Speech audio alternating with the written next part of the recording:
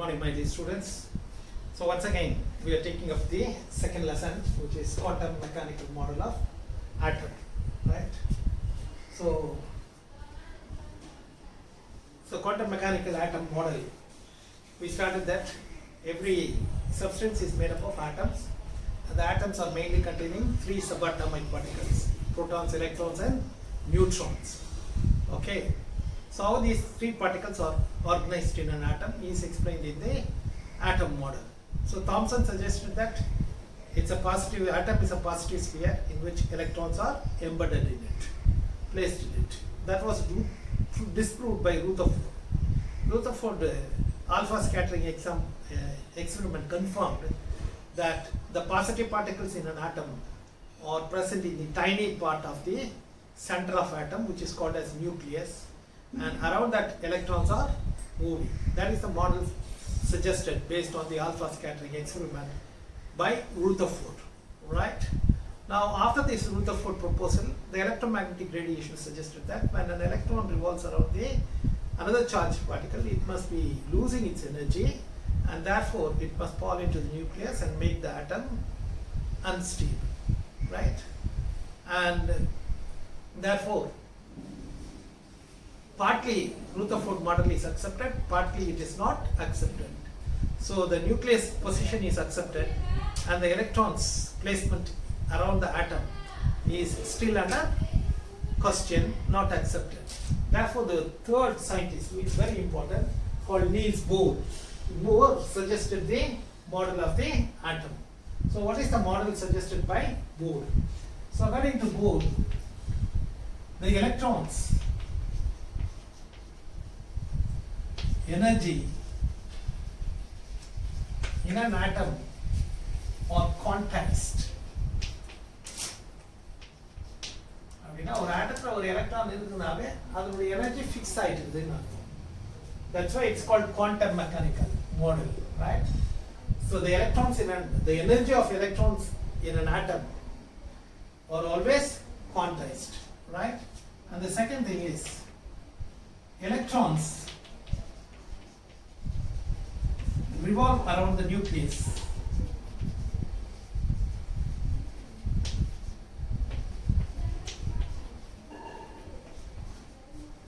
Having fixed energy in a circular path,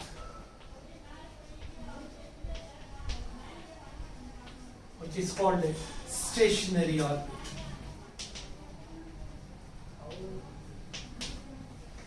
So this is the word introduced by Niels Bohr. So electrons revolve around the nucleus in orbits, and the energy is fixed in an orbit, and it is a circular path, right? And third one, electrons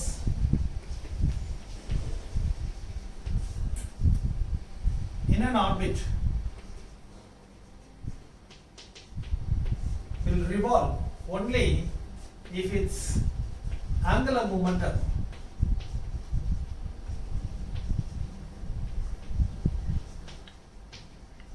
is equal to the integral multiple of h by 2 pi.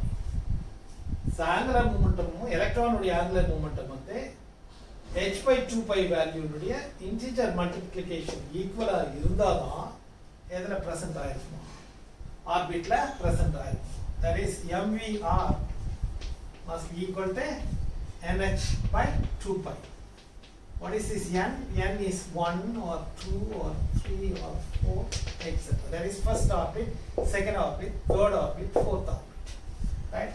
N is the number of orbit, h is the Planck's constant, and pi is the value that we know, right? 22 by 7.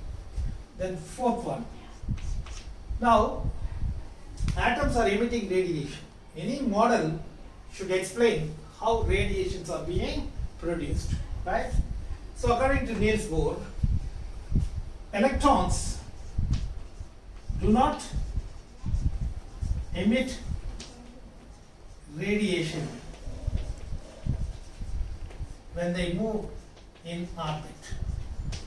ஒரு ஆர்பிட்ல electron move ஆகும்போது என்ன பண்றது இல்லையா, it does not emit radiation. This is nucleus, this is first orbit, this is second orbit, this is third orbit, this is fourth orbit, this is fifth orbit. So electron fourth orbit la move ஆகுதுன்னா அதுல move பண்ணுகிற வரைக்கும் என்ன பண்ணாதான், it will not emit radiation. Then when it will emit radiation, electrons can jump from higher energy level to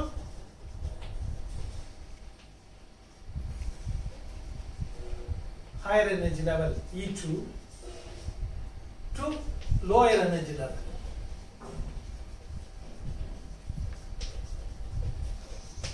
Right? Now electron in the first orbit, in the second orbit, the third orbit, fourth orbit, fifth orbit.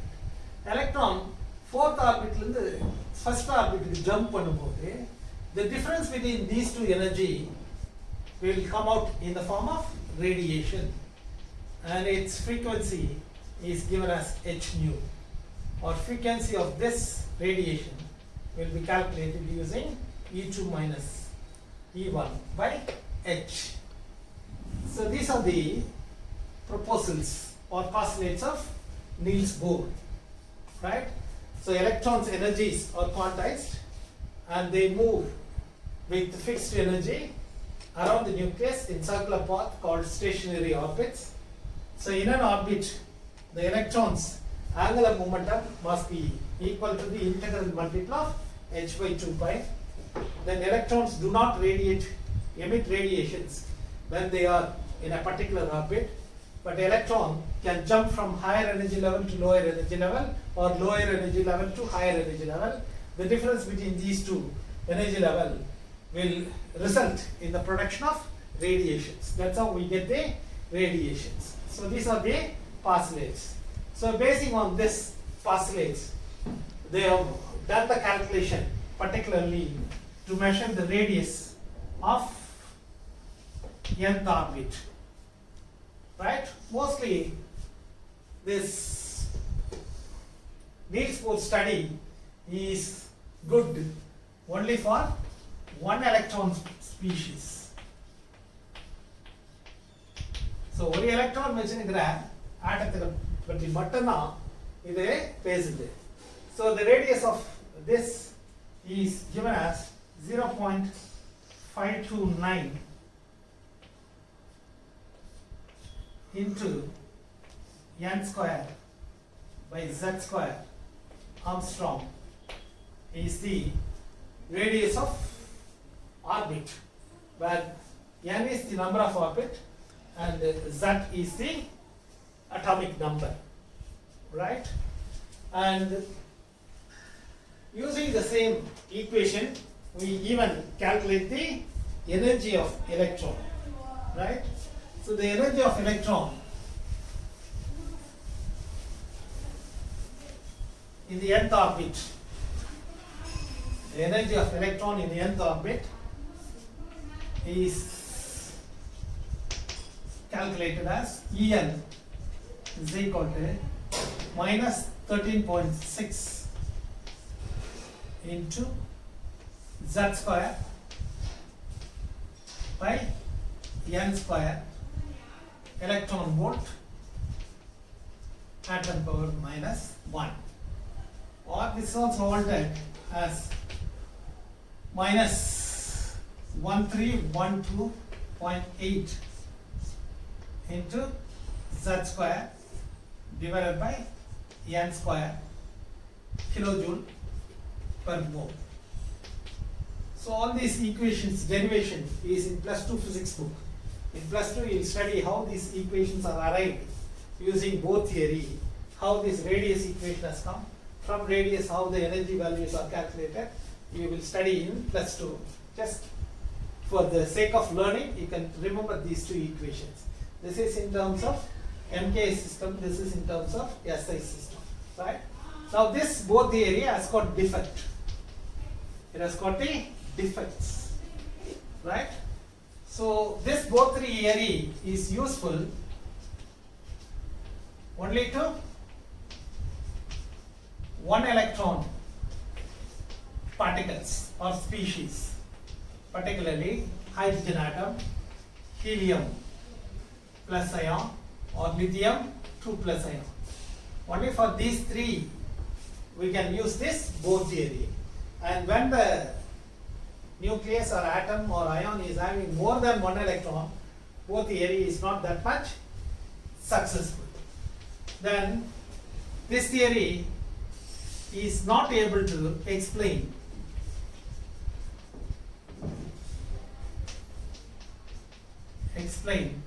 the splitting of spectral lines.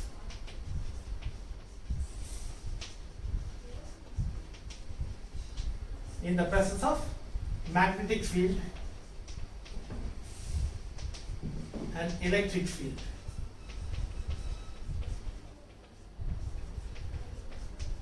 So this is called Stark effect. This is called Zeeman effect.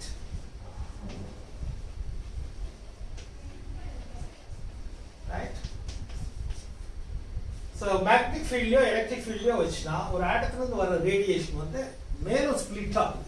ஏன் அந்த மாதிரி split ஆகுதுக்கான explanation யார் கொடுக்கல? Niels Bohr theory did not give. The third one is Bohr theory does not explain why an electron must be in the orbit only when angular momentum is equal to nh by 2 pi. ஏன் இந்த condition ஒரு electron இருக்கணும் ஒரு ஆர்பிட்ல move ஆகும்போது அப்படின்றதுக்கான explanation யார் கொடுக்கல? Niels Bohr கொடுக்கல. Simply suggested this. The angular momentum must be integral multiple of h by 2 pi. So why it is not explained by by Niels Bohr, right? Therefore, we should know what is the model proposed by Niels Bohr, and using that model, how the energies are calculated, and what are the defects of Bohr model, and how this is to be rectified.